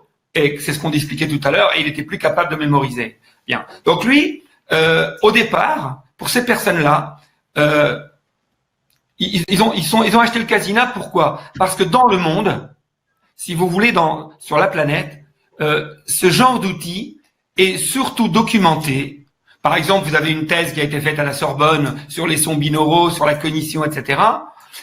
Ils ont le plus d'études qui existent aujourd'hui sur ce genre d'outils, c'était justement sur la stimulation des capacités cérébrales, mémoire, concentration, etc. C'est très documenté aux États-Unis, c'est très documenté au Japon, en Corée, au Canada. Maintenant, depuis que le professeur Denis Beda a sorti son bouquin, maintenant il y a aussi les Français qui en parlent. Donc, si tu veux, lui, en tant qu'étudiant en médecine, peut-être qu'il serait pas arrivé sur le Casina dans une logique développement personnel, développement de la connexion au champ morphique ou la méditation, probablement pas. Mais comme c'est quelqu'un de rationnel, on lui explique que il existe en France aujourd'hui des labos de langue qui utilisent cet outil pour apprendre une langue 2 à 3 fois plus vite. Bon, il se dit, s'il y a des gens qui investissent, qui ont des résultats, s'il y a des études qui le prouvent, ok, je peux y aller. Mais au passage, en fait, au départ, ils achètent l'appareil dans cette logique, ok, ça va me booster le cerveau, ce qui est vrai, c'est un peu comme un poids et haltère du cerveau, je l'ai déjà évoqué, mais sur le point sur lequel j'insiste pas beaucoup, avec eux en tout cas, quand je fais mon métier de commerce, je vais pas insister sur le côté développement personnel, tout ça. Je vais insister évidemment sur le côté développement cognitif. Sauf qu'au passage, chaque fois qu'ils vont faire une séance où ils croient que c'est simplement de la stimulation, il se fait un peu piéger parce que en même temps qu'il croit se stimuler, en réalité, il est en train de se nettoyer aussi. Et c'est ce qui va faire que cette stimulation va fonctionner à 2 niveaux. Premier niveau, elle nettoie, donc la personne récupère une part de ses capacités existantes. Et comme en plus il continue, il va en avoir plus. Et en plus, ils utilisaient aussi cet appareil pour passer des nuits blanches. Je vous conseille pas de le faire quand vous n'avez pas 22, 23 ans, parce que attention, malgré tout, ça fatigue énormément. Je veux dire, si vous passez une nuit blanche à vouloir travailler, faut faire ça une fois de temps en temps quand on est jeune, mais il faut pas insister. Et justement, il s'est rendu compte, là je pense notamment à lui, il s'est rendu compte qu'en fait il travaillait moins et qu'il retenait beaucoup plus, etc. Et on est même allé jusqu'à, figure-toi que quand il passait ses partiels ou ses examens, eh bien, il emmenait son Casina, à la fac, et un petit quart d'heure avant l'examen ou avant le concours, eh bien, il s'enfermait dans les WC, il positionnait, il s'asseyait sur la lunette des WC, et il faisait sa petite séance de concentration avant l'examen.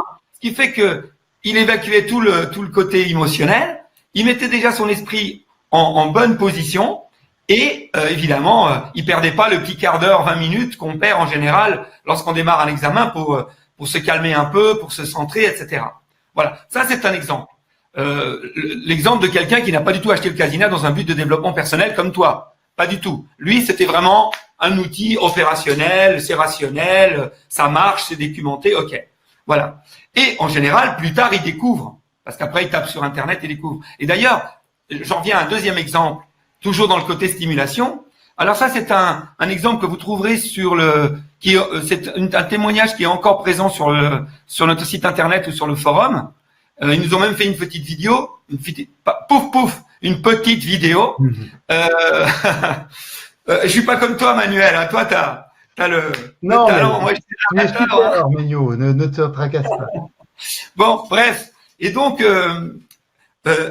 dans ce cas-là, c'est le papa qui, alors je vous le fais court, qui a une maladie un peu difficile à vivre et qui a acheté le Casina, lui, clairement, pour des raisons thérapeutiques. Il l'a essayé sur un salon qu'on faisait ensemble. Et sur les 3 jours du salon, il a eu de tels effets qu'à la fin du salon, il a acheté l'appareil. Et quand il est arrivé chez eux, au bout de quelques temps, les enfants ont tellement vu des effets réels. Alors, on n'était pas clairement, les effets que les enfants ont vus n'étaient pas dans le côté dont on parle ce soir, le côté stimulation cérébrale. Mais ils ont vu des améliorations incroyables sur le comportement de leur papa, sur son bien-être, sur son humeur, à tel point qu'ils lui ont dit, mais papa, qu'est-ce que t'as fait? Et là, c'est là que le père va leur expliquer qu'il a acheté ça. Les gamins, ils ont tapé, les gamins, c'est des ados, ils ont tapé sur Internet, ils sont arrivés sur notre site, et après, ils se sont branchés sur le Casina, toujours dans une logique de stimulation, et ils sont allés jusqu'à Florence, elle m'a expliqué, et elle le témoigne, qu'ils sont allés jusqu'à comparer de faire enfin pas des partiels qui sont au lycée, faire des examens et des révisions, l'un avec le Casina, l'autre sans le Casina, et comparer les résultats et tout ça. Ils ont poussé le bouchon assez loin de façon empirique. Donc ça, c'est voilà, c'est deux cas comme ça qui me viennent. Bon, d'autres vont me venir en tête. Mais c'est pas grave. Alors en attendant, moi ce que je vous propose, parce que l'idée c'est que là on est là aussi pour vous, mes amis, ce soir. On a le chat sur cette salle de conférence. Prendre la parole est un peu moins évident que le chat, donc c'est pour ça qu'on l'a fait là. Si vous souhaitez intervenir et vous poser une question simple, parce que voilà. Alors ne vous posez pas la question de savoir quel programme faut utiliser, parce que vous savez très bien que il y a tout, quel que soit le sujet, ça Arménio le développe très bien pour les personnes qui achètent le Casina. Vous avez des liens, vous savez très bien, on le redira tout à l'heure avec, j'ai une petite diapositive là-dessus sur le phénomène d'apprentissage. Donc c'est pas le nom du programme, c'est par rapport à des cas. Peut-être personne, des choses que vous voudriez travailler ou que vous connaissez, des enfants. Si vous avez des questions, c'est le moment de les poser sur le chat. Donc, vous avez simplement, vous cliquez en bas du chat sur la droite. S'il n'est pas développé, vous avez le petit bouton rouge pour le développer sur votre droite. Et là, vous mettez votre curseur de souris et là, vous pouvez commencer à taper si vous avez une question. Pendant que vous faites ça, peut-être un autre cas qui te revient, Arménio, par rapport à mémoire, concentration. Alors, après, le cas, je l'ai un peu évoqué. Aujourd'hui, et ça date déjà depuis pas mal de temps, parce qu'à l'époque, c'est aussi comme ça, quand j'ai commencé à vouloir vraiment m'occuper sérieusement de cet outil. Bonsoir Corinne. Bonsoir. Il y a aujourd'hui, il y a aujourd'hui pas mal de labos de langue. Alors, il y a Alpha Langue, Alpha Learning. Enfin, il y a eu pas mal de labos de langue qui, et encore plus aux États-Unis et au Canada, qui utilisent ce genre d'outils. Les cours se déroulent de la façon suivante. La personne, elle a les lunettes, le casque, et le prof ou la méthode se déroule évidemment, la personne entend la méthode de langue. Et j'ai même eu un monsieur un jour que j'ai rencontré sur un salon. Et d'ailleurs, il a racheté le nouvel appareil parce que lui, il savait pas que ça se vendait. Il avait fait une séance à Paris. Il m'a dit j'ai fait cette séance il y a 17 ans. Et il m'a dit, je m'en souviens encore de cette séance. Et il dit, c'était impressionnant à quel point j'ai pu facilement mémoriser ce qui s'est passé pendant cette séance. Et donc là, on utilise le fait que le Casina est capable de mettre votre cerveau dans une certaine fréquence. Et la neuroscience a démontré que quand on est dans une certaine fréquence, et comme par hasard, c'est la fréquence qu'on appelle la fréquence alpha, et bien quand on est dans la fréquence alpha, c'est pour ça que mon entreprise notre collaboratif s'appelle Alpha Relaxation. Quand on est dans la fréquence alpha qui va entre 8 et 12 Hertz, quand on est dans cette fréquence, notre mental est légèrement apaisé et c'est une fréquence qui apparemment est la meilleure fréquence pour stocker en mémoire, pas seulement en mémoire de travail, mais en mémoire beaucoup plus profonde. Et j'allais dire en mémoire inconsciente, si tu veux. Donc, parce qu'il y a apprendre quelque chose, l'avoir comme ça en tête, et puis et puis après le lendemain s'en rappeler, c'est pas du tout la même chose. Ouais, c'est ça, c'est ce qu'on a parlé tout à l'heure par rapport à la restitution de la formation. Alors moi, mon ressenti, mais comme là on en est aux prémices de la démonstration scientifique de ces choses-là, moi mon ressenti, c'est quand on est dans cette fréquence-là, c'est une fréquence, on dirait que cette fréquence-là nous prépare à nous connecter à notre disque dur extérieur. Moi, c'est vraiment mon ressenti, quoi. Quand on est dans cette fréquence-là, en général, on est dans une capacité à bien mémoriser. Et si jamais on veut résoudre un problème, être dans cette fréquence-là, c'est une fréquence où le mental est quand même présent, donc il peut quand même faire un peu son travail, mais il n'est pas prépondérant. Ce qui va faire que le préfrontal va pouvoir s'activer très facilement. Donc, quand on veut, en plus, le fait d'utiliser le Casina, je vous l'ai dit tout à l'heure, synchronise l'hémisphère droit et l'hémisphère gauche. Donc, ça favorise aussi le passage entre une zone du cerveau qui est plus chargée du côté mental et l'autre partie qui est plus chargée de la partie émotionnelle, on va dire.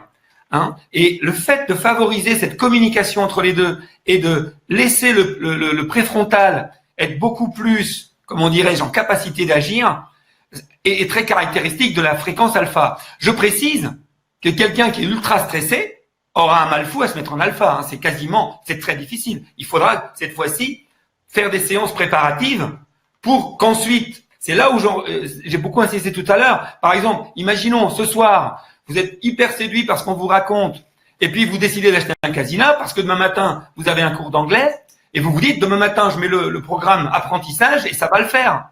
Ben, mes amis, je suis désolé, ça va pas le faire. Pourquoi? Parce que, alors, sauf si en ce moment, vous êtes au top de vous, c'est-à-dire si vous êtes bien, si tout va bien, si vous dormez comme un bébé, si vous savez déjà méditer, si vous êtes nominal, ah ben là, je vous dis, effectivement, là, dès la première séance, vous aurez le résultat.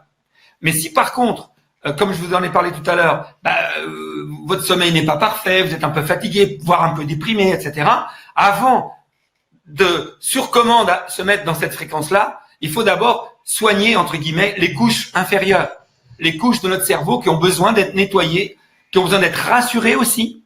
Rassurées, c'est très important.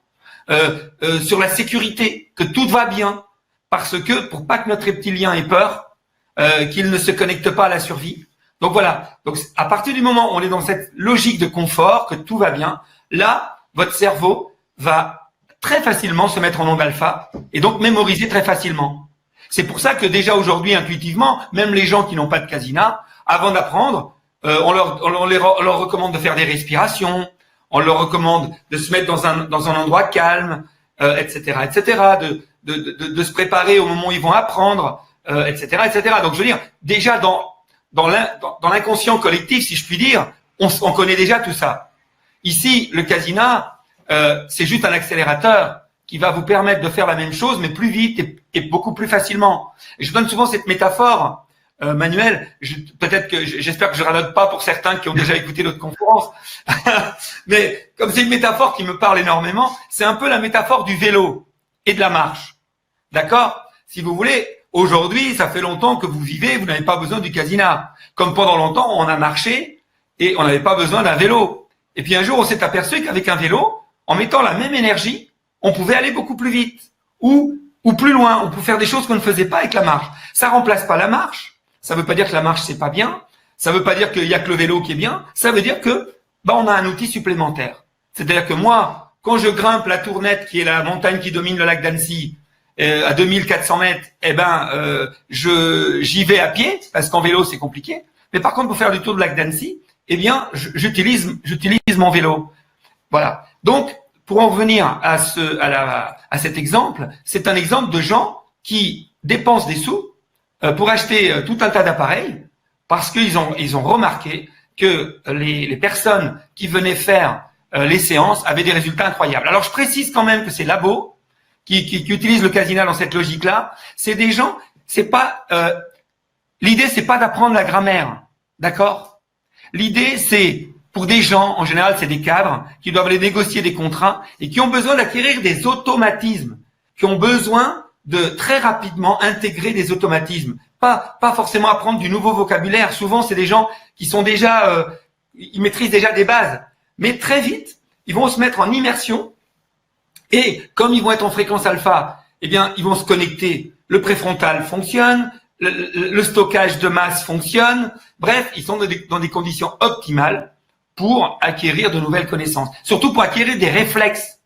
Parce que dans cette attitude-là, quand on est en fréquence alpha, on va surtout être dans une logique de développer nos réflexes inconscients. Le clac-clac. Voyez? Et tu parlais tout à l'heure de y compris de l'apprentissage qui se fait au niveau du corps. Parce que quand on apprend, il y a aussi une question de posture, en fonction de comment on se trouve, etc., etc. Tu l'as très bien développé tout à l'heure. Voilà. Ok. Et donc, non, mais très bien, super. Alors, on va répondre aux questions, Arménio. Il y en a pas mal. Donc là, je vais commencer avec les histoires d'âge. Donc, Martine qui a posé sa question 2 fois. Alors, déjà, je vais répondre ces 2 questions. On va répondre rapidement. À partir de quel âge on peut utiliser un casina? Alors, moi, je dirais à partir du moment où on est sûr que l'enfant qui l'utilise est motivé à le faire. D'abord parce que ça marcherait pas, puis c'est pas une bonne idée. Genre, vous n'allez pas mettre le casina à un enfant qui ne sait pas ce qui lui arrive. Ouais, bien sûr. Donc, pour qu'un enfant... Alors, en général, l'expérience, c'est entre... moins de 6 ans, j'ai jamais vu. J'ai pas l'expérience. C'est un enfant qui rentre, on va dire, à l'école primaire, quoi, un minimum. Voilà. Voilà. Pourquoi la stratégie que je donne aux parents, c'est de ne surtout pas le proposer aux enfants. Surtout pas. Il faut en faire un outil d'adulte et attendre que l'enfant le réclame. Parce que en vous entendant parler à table, entre vous, en train de dire, ah ben attends, ça m'a fait du bien, ça m'a fait ci, ça m'a fait ça. Oh puis t'as vu les formes, le kaléidoscope, t'as vu comme c'est beau, t'as vu comme c'est génial. Et là, l'enfant, il se dit, mais papa, c'est quoi ce truc? Je veux essayer. Et là, c'est gagné. Ouais. Vous voyez? C'est exactement ce qui s'est passé avec l'exemple dont je vous ai parlé tout à l'heure. Si ses parents, si Olivier est arrivé en disant à ses enfants, écoutez les enfants, je viens d'acheter un appareil qui me fait un bien fou, et j'ai vu qu'il y avait des programmes pour stimuler l'intelligence, pour stimuler et pour vous aider dans vos études, et qui leur avait proposé ça, je vous garantis que ça n'aurait pas marché. Ce qui a marché, c'est que c'est les enfants qui ont vu les effets, qui ont demandé au père, et à partir de ce moment-là, eux, ils ont fait des recherches, et eux ont décidé de l'utiliser. Là, ça va marcher. Ça peut marcher, et même pour des enfants jeunes, hein. J'ai eu des cas sur des enfants hyperactifs, des résultats incroyables, hein. Sur des enfants hyperactifs, mais ils étaient volontaires. Ouais, si parmi l'auditoire il y a quelqu'un qui a un enfant hyperactif, mais si lui il n'est pas du tout intéressé, si vous lui collez sur le nez, ça va pas marcher, hein. On est bien d'accord. Mais s'il est motivé, alors là par contre ça peut être fantastique. À ce propos, on est référencé par l'association nationale des hyperactifs de France. Parce qu'il n'y a pas que les enfants qui sont hyperactifs. Bien sûr, c'est ce que j'ai expliqué tout à l'heure. Il y a 3-4 ans. Bien sûr. Il y a 3-4 ans, un jour, un monsieur sur un de mes stands est venu me dire, mais monsieur, je suis hyperactif et j'utilise votre appareil, c'est génial. Ah bon?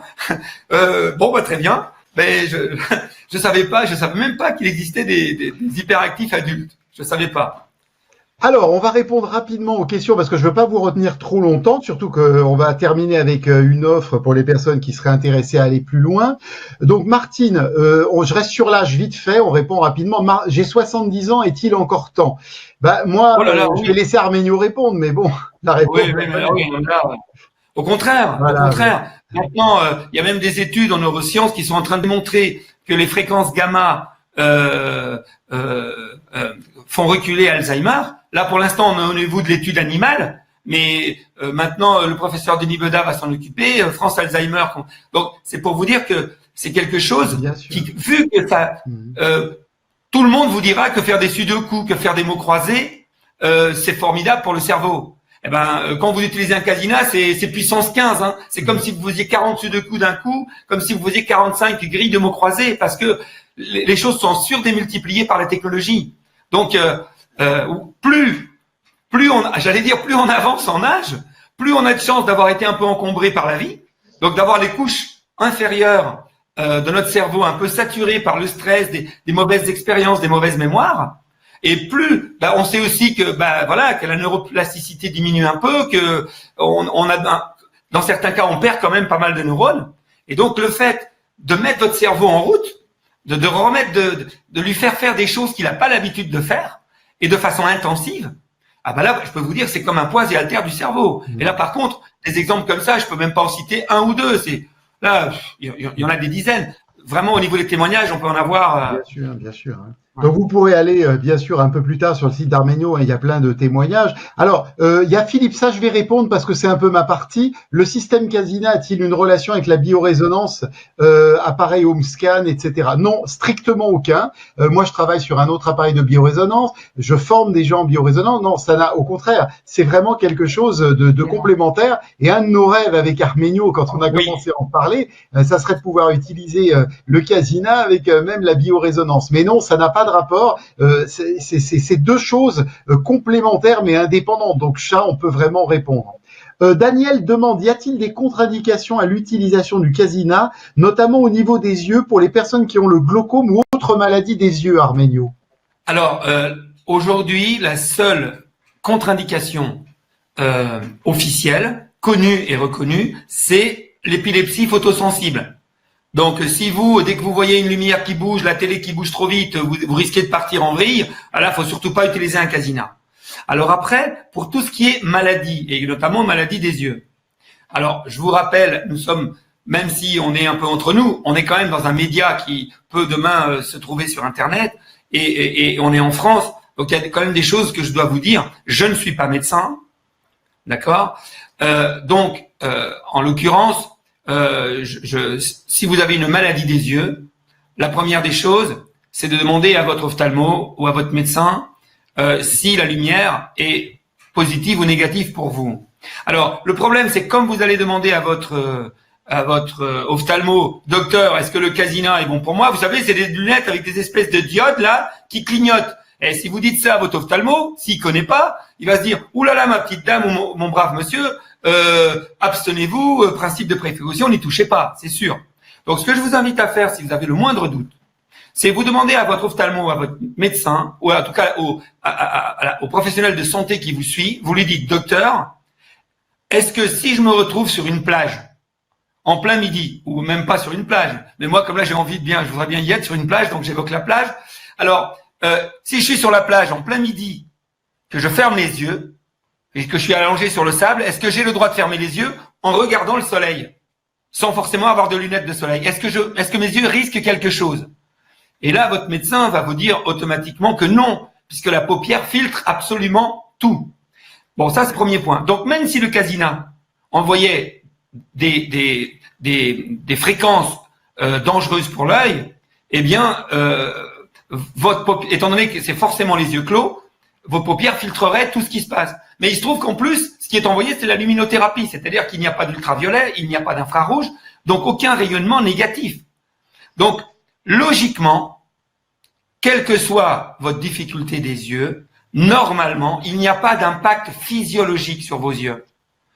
Mais, voilà, je vous ai dit, je ne peux pas m'empêcher de vous demander d'en demander l'avis d'un professionnel de santé. Juste vous dire que ma maman, qui a 78 ans, qui a été opérée des cataractes et qui a un glaucome et un début de l'autre, l'utilise régulièrement. C'est ma maman, mais c'est parce qu'elle me connaît. C'est différent. Hein, mais bon. Ouais. Ok, on va avancer parce que je voudrais pas garder. On a déjà fait 1h26, on va essayer de terminer. Alors, Marie-Laure, je sais pas si c'est la Marie-Laure que je connais qui est en ligne. Elle demande par quel programme faut-il commencer pour le nettoyage. Donc, alors ça, il nous reste pas beaucoup de temps. Je voudrais pas qu'on fasse trop long sur la conférence. En fait, il y a juste un mot très rapide, Arménio. Donc, disons qu'il faut commencer par des programmes qui vous apprennent à lâcher le mental, qui vous apprennent à vous relaxer, qui vous apprennent à gérer votre stress, pour nettoyer. Au passage, si vous êtes en fatigue chronique ou en dépression, le fait de faire ce nettoyage va vous redonner une énergie incroyable. Voilà. Mais on va pas développer ça ce soir. Les étapes sont vraiment bien expliquées. Il y a un petit protocole sur mon site internet qui explique bien par quel programme commencer, par quel programme continuer, etc., etc. Dans le mode d'emploi aussi. En plus, je vous rappelle que avec Manuel, on fait ici régulièrement du suivi, c'est-à-dire que pour tous les clients, régulièrement, on en a déjà fait un. Vous pouvez le revoir déjà en replay et on va en faire d'autres, à peu près un tous les mois, où je viendrai pendant 1 heure, 1 heure et demie, répondre uniquement aux questions de toutes les personnes qui ont déjà acheté. Donc, je pourrais à ce moment-là développer des réponses plus concrètes, plus précises sur l'utilisation. Ce soir, je veux pas trop développer ça parce que c'est pas l'objet. Voilà. Mais sachez qu'il y a du suivi. Il y a du suivi parce qu'il y a une communauté, il y a un forum qui est actif. Il y a le fait qu'on peut me contacter par mail ou voir par téléphone. Je fais même des consultations et on fait régulièrement des suivis totalement gratuits en direct, en chat. Et donc, rendez-vous ici très bientôt. Alors, Marie-Laure, puisque tu me dis que c'est toi, vite fait, hein, parce que je veux surtout pas retarder ce soir, il faut pas que ça soit non plus trop long pour toutes les personnes qui sont en ligne. Marie-Laure, Arménio t'a envoyé, parce que tu as déjà le Casina, tu as reçu des mails d'Arménio où tu as des liens avec le protocole. Il faut absolument que vous lisiez les liens que vous envoie Arménio. Oui. Beaucoup de gens ne les lisent pas et après lui posent des questions. Je sais. Je voudrais juste répondre à une dernière. Je voudrais juste répondre à 2 dernières questions, Arménio. 2 dernières questions, et après on va clôturer, et je vais vous proposer justement notre offre spéciale pour quelques heures, à l'occasion de Fête des Mères, Fête des Pères, parce que c'est un petit cadeau aussi qu'on fait ce soir. Donc juste 2 questions. Un monsieur Patrick dit qu'il depuis plus de 20 ans, il a un manque de sommeil profond réparateur, on en a parlé tout à l'heure. Quelle est l'efficacité sur le Casina, en combien de temps, et surtout en quelques mots? Alors, en combien de temps, je peux pas répondre parce que je connais pas clairement la date dans laquelle il est et chacun de nous sommes différents. Donc là, je peux pas répondre. La seule chose que je peux vous dire en résumé ce soir, c'est que ça fait maintenant 15 ans que peu ou prou je suis dans que je m'occupe de cette technologie. Ça fait 10 ans qu'Alpha Relaxation est leader de cette technologie. Aujourd'hui, entre le travail que l'on peut faire nous et en parallèle avec le monde médical, hein, parce que parfois, je réintègre le médecin. Des fois, c'est le médecin qui nous intègre, des fois, c'est nous qui réintégrons le médecin. Par exemple, savoir si c'est adéquat ou pas de faire une cure à mélatonine en même temps que le casina, etc. Mais tout ce que je peux vous dire, c'est que je n'ai pas dans mon souvenir, aujourd'hui, le souvenir de quelqu'un qui est réellement essayé, en suivant les protocoles avec la confiance, avec la constance, qui n'ait pas réussi à retrouver un sommeil. Ça, franchement, ça ne m'est jamais arrivé. Par contre, je peux vous confirmer, ça vient d'arriver il y a encore pas longtemps. On a eu aujourd'hui une demande de quelqu'un qui a acheté un casina et qui demande à être remboursé. Et que je vais d'ailleurs rembourser. Je vous le rappelle, hein, nous, c'est satisfait ou remboursé. Et donc, il y a des personnes, c'est un outil très complet, très puissant. Et je vous assure, les premières séances, pour certaines personnes en difficulté, ça peut faire peur. Ça peut faire peur. On vous vend pas une magie, on vous vend pas du miracle. On vous vend une efficacité incroyable. Mais par contre, ça demande aussi à se responsabiliser. Si vous voulez, tout outil, si un jour, regardez, vous avez acheté une voiture, vous avez dû passer un permis de conduire.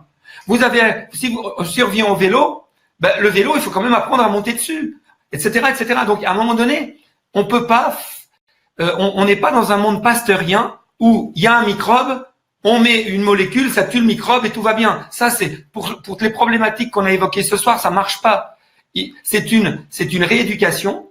Donc, si c'était facile, je pense que vous auriez déjà trouvé une solution. Donc, c'est que c'est pas si facile que ça. Mais par contre, il n'existe pas aujourd'hui, à ma connaissance, hein, à l'heure où je vous parle, parce que les choses vont tellement vite que des fois, surtout si vous regardez ça en replay dans 3 semaines ou un mois, peut-être que les choses auront changé. Mais à ma connaissance aujourd'hui, ce genre de technologie, c'est la technologie la plus complète et la plus puissante qui existe pour aider ce genre de besoin. Moi, ça m'a sauvé la vie il y a 20 ans. Par contre, parfois, quand la glande pinéale est trop abîmée, ce que je conseille, en accord avec la médecine, c'est en parallèle de faire, parfois, quand c'est nécessaire, de faire une cure de mélatonine simultanée. Le casina seul, pourquoi? Parce que quand la glande pinéale est trop abîmée, ce qui va se passer, c'est que si en utilisant le casina, sur 3-4 mois, vous allez la requinquer, votre glande pinéale. Le problème, c'est qu'on est dans un monde qui est on demande tellement l'efficacité tout de suite, que ce qui va se passer, c'est que des fois, les personnes perdent patience. Elles vont avoir une amélioration, mais pas suffisante. Alors, ce que je conseille, c'est de le faire en 2 étapes. Première étape, j'apprends à lâcher prise, j'apprends à gérer mon stress, je vais déjà beaucoup mieux dormir, mais c'est pas encore tout à fait, on a retrouvé du 80%, mais on n'est pas à 100%. Alors, à ce moment-là, ce que je conseille, toujours en accord avec la médecine, hein, on est bien d'accord, je suis pas médecin, hein, on est bien d'accord, mais moi, je travaille avec des médecins, donc, de faire une cure simultanée avec la mélatonine. Pourquoi? Parce qu'à ce moment-là, la mélatonine étant l'hormone du sommeil, comme le casina va vous mettre dans une bonne posture de sommeil, avec le bon carburant, vous allez résoudre le problème à 100%. Du coup, qu'est-ce qui va se passer? Vous allez vous dire, ça marche. Et du coup, vous allez pouvoir attendre 3 mois. Est-ce que vous me suivez dans le raisonnement? C'est-à-dire que si vous n'utilisez que le casina, vous y arriveriez. Mais en utilisant casina plus mélatonine, vous allez aller plus vite. Du coup, après, vous arrêtez la mélatonine. Votre glande pinéale va prendre le relais parce qu'elle va être requinquée par le casina. Et c'est comme ça que, en 2 étapes ou 3 étapes, on résout même des problèmes très lourds et très vieux. Mais encore une fois, je vous en supplie, si vous achetez un casina en vous disant « je vais faire 3 séances et je règle mon problème », non, surtout, vous n'achetez pas. Hein. Vous n'y touchez pas. Ça nous fait un enchaînement sur la dernière question, justement, qui est sur la mémoire. Justement, alors, je voudrais juste terminer là-dessus. C'est une question fondamentale. La personne demande, mais je crois que c'est valable pour tout, Arménio. Je suppose qu'un travail quotidien est nécessaire. Quel est le temps de casina à peu près? Combien de séances conseilles-tu au quotidien? En tout cas, au moins une par jour, je pense. Alors, en fait, chez nous, il y a 3 phases. Il y a la phase d'initiation, c'est pour approvisionner l'appareil. Après, il y a la phase pour apprendre à lâcher prise et à vider un peu nos poubelles qui traînent, quoi. Et en fait, tant que vous n'avez pas, je vais vous dire clairement, on va partir, au lieu de vous répondre en jours, je dirais qu'avant de commencer un travail pour faire une mémorisation intense, par exemple passer un concours, par exemple un examen, etc., partez du sommeil et partez de quand, 1 heure après vous êtes réveillé, vous sentez que vous êtes au top, que vous êtes vraiment bien, que vous avez envie d'y aller, que vous avez envie de croquer la vie à pleines dents. Là, c'est le révélateur que votre sommeil est parfait, etc., etc. Quand vous en êtes là, alors là, vous pouvez y aller, vous pouvez utiliser le Casena sous toutes les coutures, vous utilisez un programme alpha, vous allez mémoriser incroyable, etc., etc., etc. Alors, ce que je conseille, c'est faire ce travail de fond pour récupérer le sommeil, récupérer le moral, récupérer, je dirais, les bases. Et une fois que ces bases sont là, tout vous est ouvert. Mais en attendant, moi, je conseille quand même, dès qu'on est un peu initié, dès qu'on a apprivoisé la lumière, dès qu'on a apprivoisé tout ça, ne pas hésiter, en plus de la séance de travail de fond que je conseille de faire juste avant de s'endormir, je dis bien, on est bien dans le travail de fond, hein, eh bien, dans la journée, comme fait Manuel en ce moment, je crois que c'est comme ça que tu l'utilises le plus, ne pas hésiter à faire une petite séance courte pour faire des transitions. Par exemple, le matin, pour se donner un petit coup de boost pour aller au travail, entre midi et 2, entre 2 tâches qui vous... Eh bien, on a des petits programmes, on a les turbosiestes, certaines font 6 minutes. 6 minutes. Et en 6 minutes, évidemment, c'est pas en 6 minutes qu'on va refaire, qu'on va tout requinquer en vous. Mais en 6 minutes, si déjà, dans votre journée, on vous enlève 2-3 stress de la journée en 6 minutes, et que le soir, quand vous arrivez chez vous, vous êtes déjà un tout petit peu moins stressé que la veille, eh ben, c'est déjà du bénéfice. Et tout ce que vous faites dans le sens de vous nettoyer, vous mène aussi à la performance. Donc, ne soyez pas pressés trop. Pour ceux qui décideront d'acheter le Casina, vous allez avoir un chapitre qui s'appelle performance. Je vous en supplie, ne vous jetez pas trop dessus, trop rapidement. Si, par ailleurs, vous avez un sommeil qui est pas parfait, vous avez un moral qui est pas parfait, etc., etc. Donnez la priorité au côté nettoyage. Et une fois que vous sentez que le nettoyage commence à faire ses effets, commencez tout doucement à monter en puissance au niveau de la performance et de la stimulation. Je ne sais pas si je suis clair dans ce que je raconte. Si, c'est ouais, parce que c'est toi qui me... non, c'est bon, très clair. De toute façon, voilà, on va conclure cette soirée, mais ce que je voudrais dire à toutes les personnes qui ont... voilà, parce que vous ne savez pas forcément, en fait, vous avez pas seulement un mode d'emploi dans l'appareil, mais il faut regarder. Je crois que parmi les personnes qui ont déjà acheté le Casina, il y a beaucoup de personnes qui ne lisent pas assez les mails d'Armenio, qui ne lisent pas la manière dont il faut faire les programmes, etc. Et du coup, on s'en mêle. Donc, vraiment, mais ça, c'est un problème aussi de cognition. Justement, les gens ne lisent pas. On a aussi des vidéos. Hein. Et vous êtes vraiment occupé. Voilà. Le mode d'emploi est en vidéo. Alors, on va conclure cette soirée, mais on aura l'occasion. Vous avez sur mon site Bouger la vie aussi que j'ai. Vous avez également les anciennes conférences. Donc là, vous pourrez taper bougerlavie.com hypnostimulation. Vous avez également sur le site d'Armenio. Et là maintenant, je vais vous mettre en avant l'offre qu'on vous fait spéciale pour la fête des mères qui apparaît sur votre écran, hein. Voilà. Donc normalement, si vous êtes décidé à acheter un Casina, que vous voulez vraiment l'utiliser, que vous avez compris tous les bienfaits, moi ça a été une révélation du jour au lendemain, mais il n'y a pas que moi. Donc le Casina, il coûte prix catalogue normalement 549 € plus le port de 11,80 €. Là ce soir, pour quelques jours, pour la fête des mères et la fête des pères, donc on vous fait une offre à 495 €. Vous allez acheter directement, pas à moi, mais chez Armenio. Je précise, l'accès est sur son site, le petit lien qui est apparu sur votre écran. Donc ça vous fait quand même une belle économie. Et en plus, vous avez 2 titres gratuits que vous pouvez choisir. Et là, récemment, il y a des nouveaux titres assez sympas aussi selon vos besoins. Et Armenio continue à travailler pour enrichir. Et vous avez également la plateforme de téléchargement, l'abonnement pendant 1 an. Donc vous avez vraiment de quoi faire et vous aurez plein de programmes. Et donc je précise que les programmes payants, c'est 29 €, 29 €, pardon. 29 €. Le programme, hein, c'est ça. Les plus chers. Il y a des moins chers, mais les plus chers, c'est 29 €. Voilà. À choisir au choix. Donc voilà, vous avez vraiment de quoi faire, non seulement un prix spécial, voilà. Maintenant, c'est vous qui décidez par rapport à ce que vous sentez, puisque le but, comme l'a expliqué, c'est que vous soyez content, que ça vous apporte des bienfaits. C'est rare que je prenne la parole sur Internet, à part pour vendre mes formations, pour vendre les produits de quelqu'un. J'apprécie beaucoup Arménio en tant qu'homme, et moi je pense que le Casina c'est vraiment un outil exceptionnel. C'est des apports fantastiques, et c'est pour ça que je tiens vraiment à le promouvoir. Voilà, donc vous cliquez sur la droite, vous allez arriver directement sur le lien d'Arménio. Et puis, en attendant, je voudrais vraiment vous remercier toutes et tous, et te remercier Arménio. On a passé presque 1h40 ensemble. Je pense que vous pourrez regarder de nouveau en rediffusion, je vais le dire en français plutôt que replay. Il y a beaucoup d'informations. On a donné beaucoup d'informations ce soir. Je te laisse le mot de la fin si tu veux dire quelque chose, Arménio. Et moi, je remercie bien sûr toutes les personnes qui continuent à nous accorder leur confiance. Eh ben merci beaucoup Manuel. Évidemment, là on va se flagorner si ça continue là, mais c'est vrai. Je pense que les gens qui me voient savent que je suis sincère. Vraiment, je te remercie du fond du cœur. D'ailleurs, entre nous, je le dis, comme il y a du public, je le dis vraiment. Pour moi, c'est vraiment une histoire d'amour. Avec Manuel, c'est vraiment une histoire d'amour. Déjà qu'avec quasiment tous mes clients, à chaque fois, c'est une mini histoire d'amour à chaque fois, parce que c'est ce qui me rend heureux dans ma vie. C'est d'être en communication avec mes clients. Donc surtout après cette soirée, ceux qui veulent plus d'informations, n'hésitez pas à me solliciter par mon site internet. N'hésitez pas à aller poster des questions aussi sur le forum, voire même si vous avez une question très complexe et qui demande vraiment un développement, demandez-moi par mail et je peux même vous appeler. Il n'y a pas de souci. À condition, je peux pas passer 1 heure au téléphone. Avec moi, je pense la personne, on va pas citer son nom parce que moi, je sais de qui il s'agit.